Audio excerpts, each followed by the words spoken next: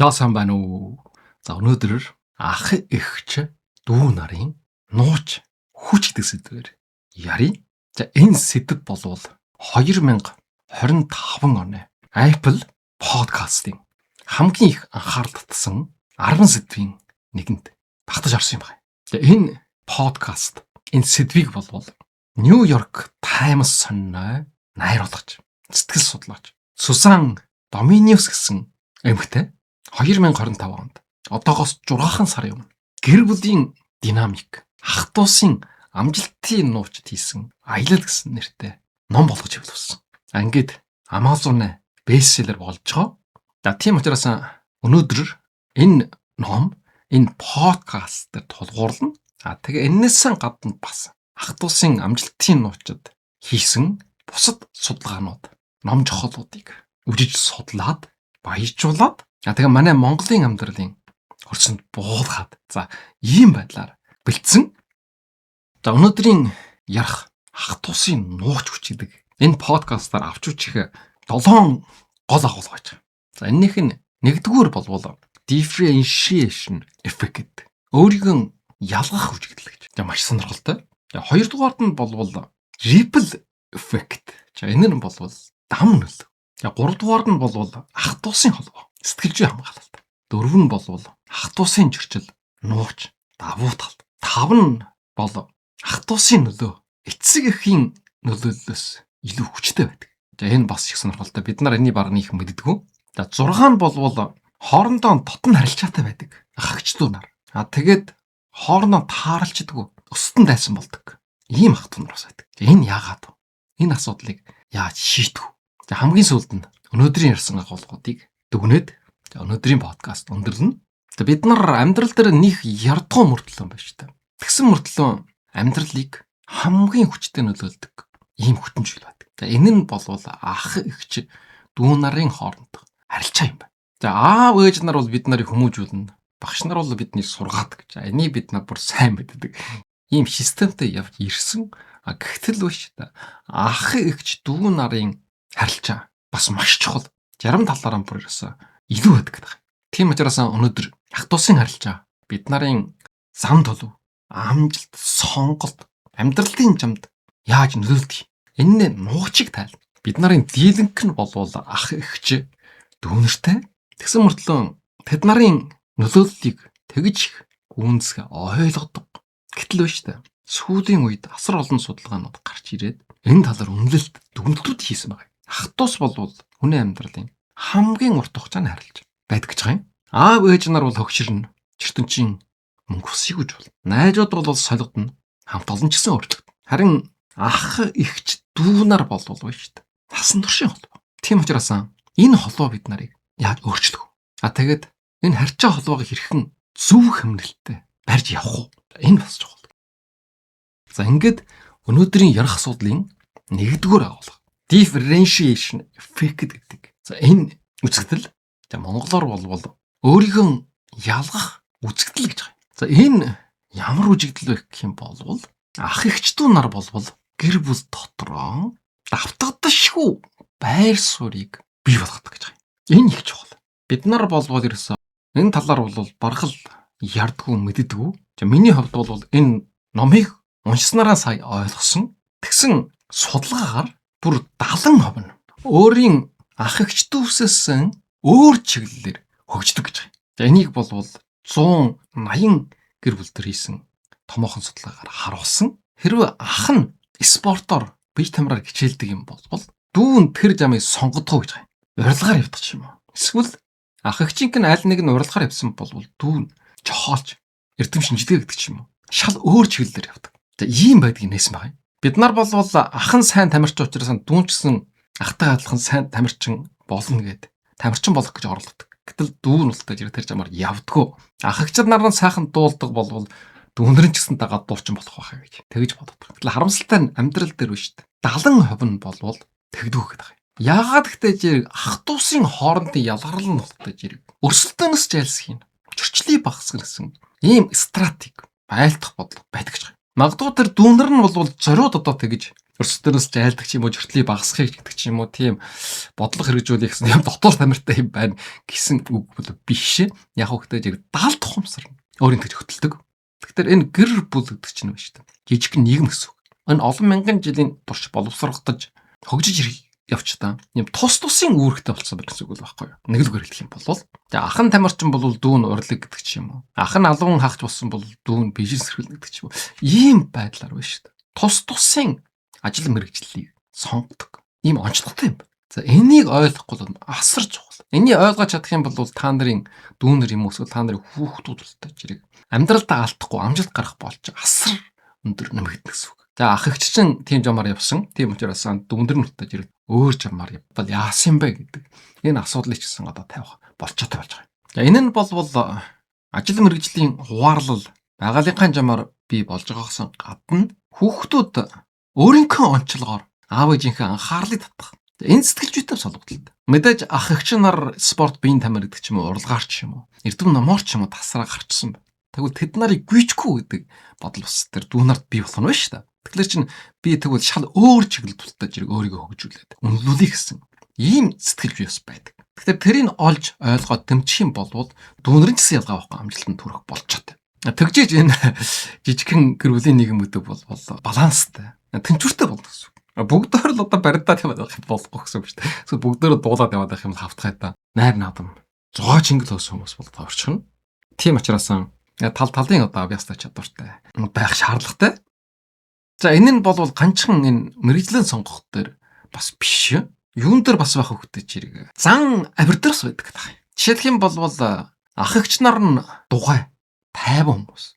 Тэгэх юм бол энэхээ эсрэгээр дүүнэр нь болохтой жирэг аль нэг нь нээлттэй хөгжилтэй байдаг. За энэ бас их сонь. Хүмүүс бас ярддаг тэгээд энэ хүүхэд болтой жирэг шал өөр гэдэг. За Монгол хэлж үгэнд байдаг 10 хуруу тэгшгүй аавын хүү адилгүй. Аав адилхан нэг аавын хүүхдүүд мөртлөө шал өөр адилгүй байдаг. Ийм учиртай. Бүгдөө одоо дугай дүнсгэр байх юм бол тэр уйтгартай шүү дээ. Тэгэхээр чин Жарман одоо үг дуу чөөтэй юм бол Жарман бас одоо ирсэн хэл амын хөгжил сайтай. Хөгжилтэй.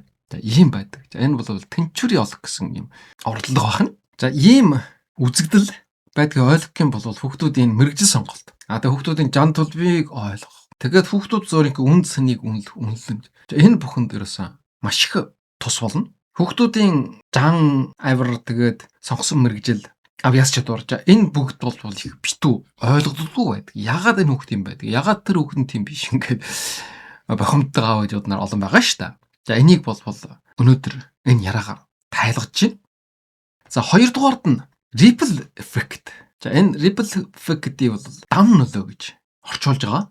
Эсвэл одоо долгион саянхан нөлөөллийн эсрэг юм байна. Ах эгч нарынх нь амжилт зан төлөв дадалж оршилно болвол дүү нарыгаа шууд эсвэл шууд усаар хүчтэй нөлөөлдөг. За энэ бол усанд чулууж идэхтэй адилхан одоо долгион үүсдэг.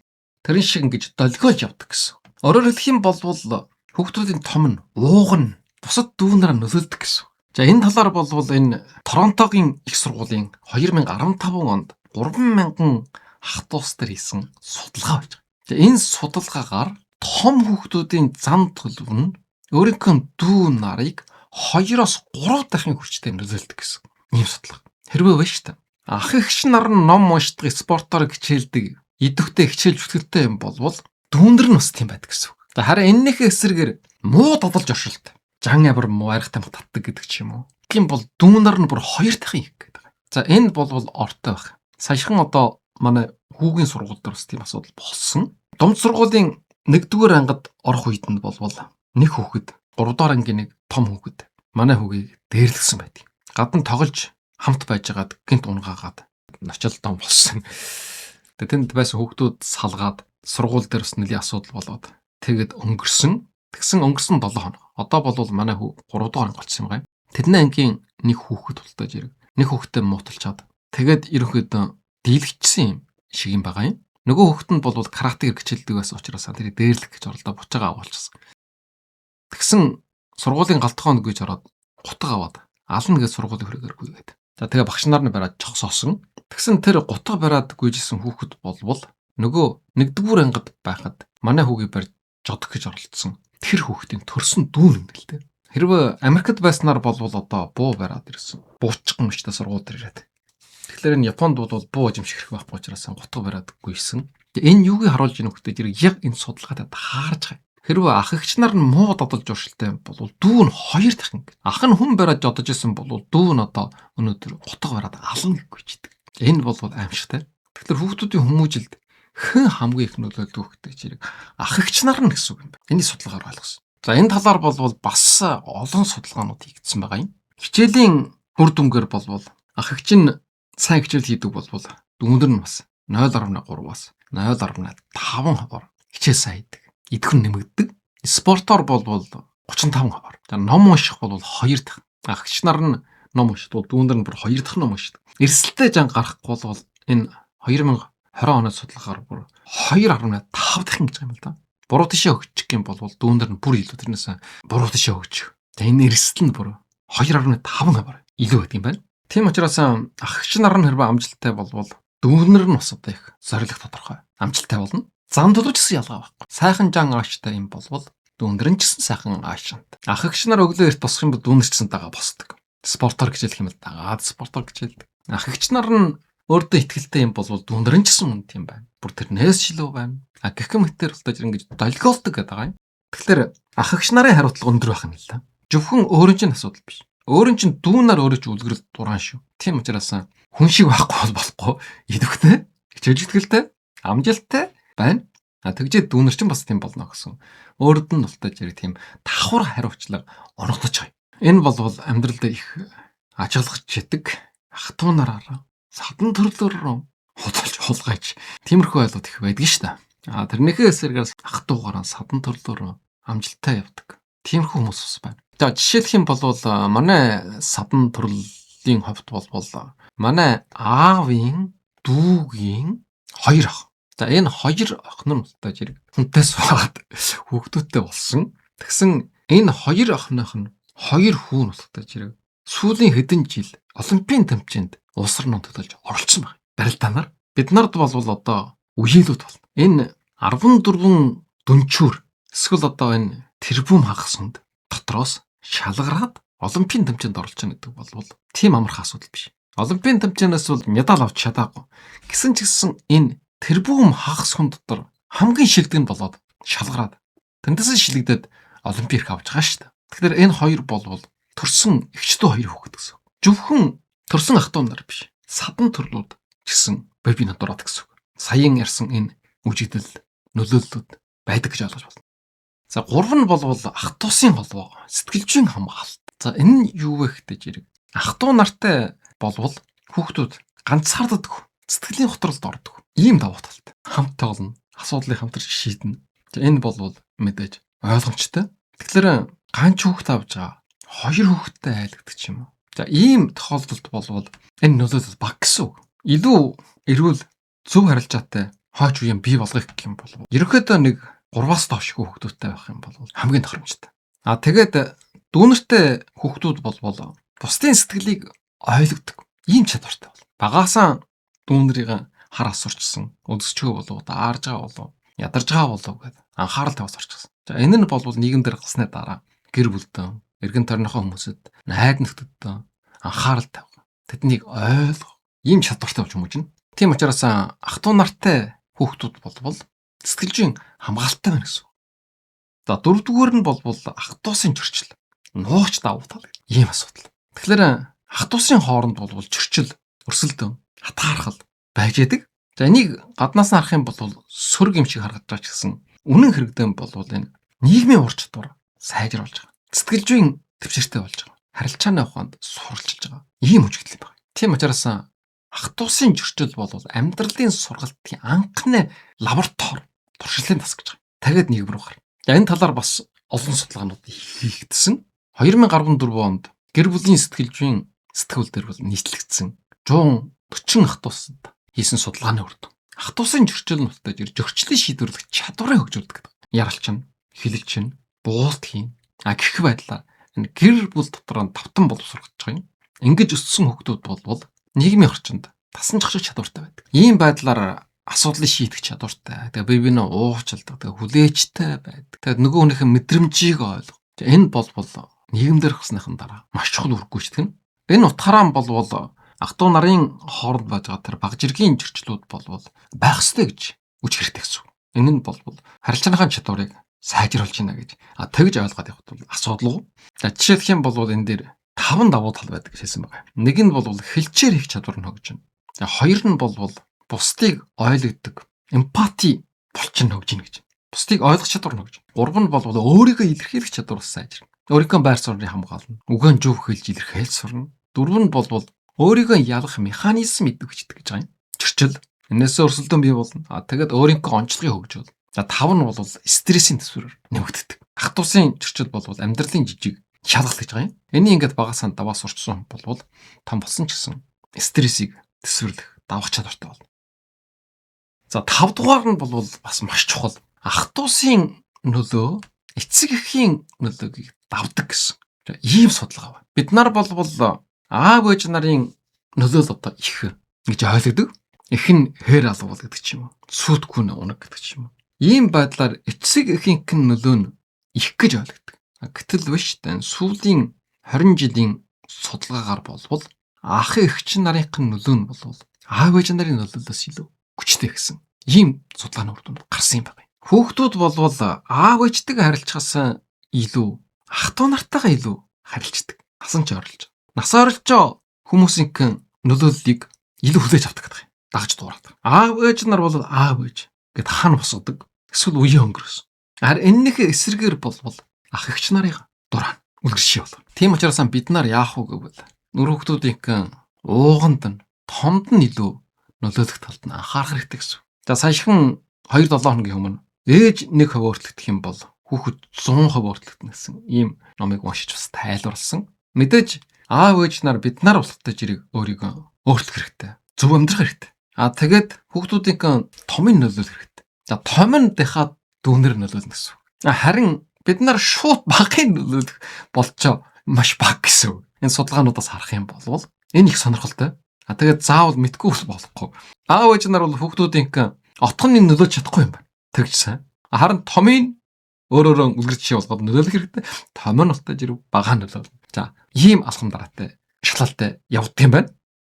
За 6 дугаар нь болвол бас их ноцтой асуудал. Зарим ах トゥ нар болвол хоорондоо маш эвтэй найрамдалтай байдаг. Зарим ах トゥ нар болвол хоорондоо өстөн дайсан. Тэгэхээр яагаад ийм асуудал үүсдэг вэ гэдэг. Энэ асуудлыг бас авч үзсэн байгаа. За судалгаагаар болвол 70-аас 75% нь болвол дотн ойр харилцан бие биенээ дэмждэг харилцаатай байдаг юм байна. Төрсөн ах トゥ нар. За энэ болвол их том тоо. Гэтэл биш та. Харилцаа муутай нь болвол ерөөхдөө 25-аас 30%. Өөрөөр хэлэх юм бол 3 гэр бүлийн 1 гэр бүл нь болвол хүүхдүүд нь харилцаа муутай байж болчихоо гэсэн. Гэхдээ энэ харилцаа муутай гэдэг болвол дийлэнх нь болвол төр жуур ингээд байгаа. Харин насан турш одоо бүр харилцаа муутай тасардаг нь болвол ерөөсөн 5-аас 10% ах トゥ байлдаг. Тийм учраас энэ болвол тийм их гэж ойлгож болохгүй. Ах トゥ нар хоорондоо таарчдаггүй юм байна гэж ойлгосон хэрэг. Тэгвэл ямар гэр бүлийн үр хүүхдүүд нь хоорондоо эв найрамдалтай дотн харилцаатай байдаг. Энэ талаар бас хийсэн судалгаа авч байгаа. Эцэг эх нь болвол дэгшин ханддаг хүүхдээ ялгадах. Гэр бүлийн уур амьсгал ерөөхдөө дулаах. Ах トゥ усын хоорондох ялгарлал нь эрхүүл. Хариуцлага анхаарал тэнцвэртэй. Зөрчил гарсан ч гэсэн ярилцаа шийдэж чаддаг. Хүүхдүүд нь бас өөр гэсэн орон зайтай. Ийм айлын хүүхдүүд нь бол дотн харилцаатай. Харин дайсан болдог. Энэ ах トゥ нар ямар байдаг вэ гэж ирэг. Эцэг эх нь хүүхдүүдэд ялгуулж ханддаг. За энэ хамгийн гол шалтгаан бол. Тэгэхээр чинь хүүхдүүд чинь хоорондоо тааралцахгүй байна гэх юм бол тэр хүүхдүүдийн шалтгаан биш аав ээжтэй нь холбогдолтой гэсэн үг. Аав ээж нь ялгуулж ханддаг юм байна. Аль нэг хүүхдээ илүү ухаантай гэдэг ч юм уу, илүү чадвартай гэдэг ч юм уу тэгж үждэг. Зарим аав ээж нар байдаг. Аль нэг хүүхдээ байнга л онцлоод ярьж яадаг. За тэгэхээр хүүхдүүдтэй чирэг дургучлан хүрдэг. Намаа ялгалаа.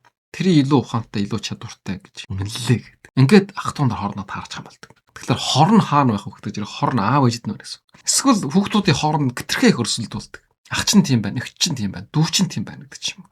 Ийм байдал. Тэгээд энэ өрсөлдөөнд болвол мэдээж баг жиргийн тодорхой хэмжээний эрүүл өрсөлдөөн байж болох ч гэсэн хитрхи их өрсөлдүүлэх юм болвол дайсан болно. Өрсөлдөөнд ялсан нь болвол омгшоод тэр ирчээрээ явна. Ялгсан болтой зэрэг дайсганж үжин ядах сэтгэлгээ бий бол. Эсвэл том хүүхдүүдэд хэтэрхий их дарамт өгөх. Жишээ бол айлын том дүүнрээ харж үжих хэрэгтэй гэдэг ч юм уу. Бүх хариуцлагыг үүрэх хэрэгтэй гэдэг ч юм. Тэгвэл бас өөрийнх нь дааж чадах хэмжээс хэтэрх учраас эцсийн бүлэгдэн дургуйчлал нь хүрнэ. Няхлаараа би үүрэх хэрэгтэй. Мэдээд тэд нарт хариуцлага байгаа. Гэсэн чисэн хэтрүүлж болох. Тэгээд энэхээс зэрэгээр бага хүүхдүүдэд хэтэрхий эрхлүүлдэг ч юм уу. За тэгээд гэр бүлийн хүчирхийлэл, дарамт. Эсвэл ах トゥ нар бага байх үед шийдэгдэж чадаагүй янз бүрийн зөрчлүүд. Тэрийг ярьж ойлгуулж чад шийдэх хэрэгтэй.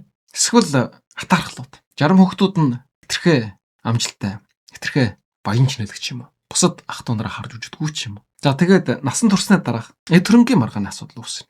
Энийг хэрвээ зөв шийдвэрлэж чадахгүй болвол эндээс эхлээд тааралцахгүй болдог. Тэгэхээр өмч хөрөнгө хуваах асуудал төр чсэн аав ээж нар бол их ухаалаг бодолтой тэгч байхгүй болохгүй гэсэн үг.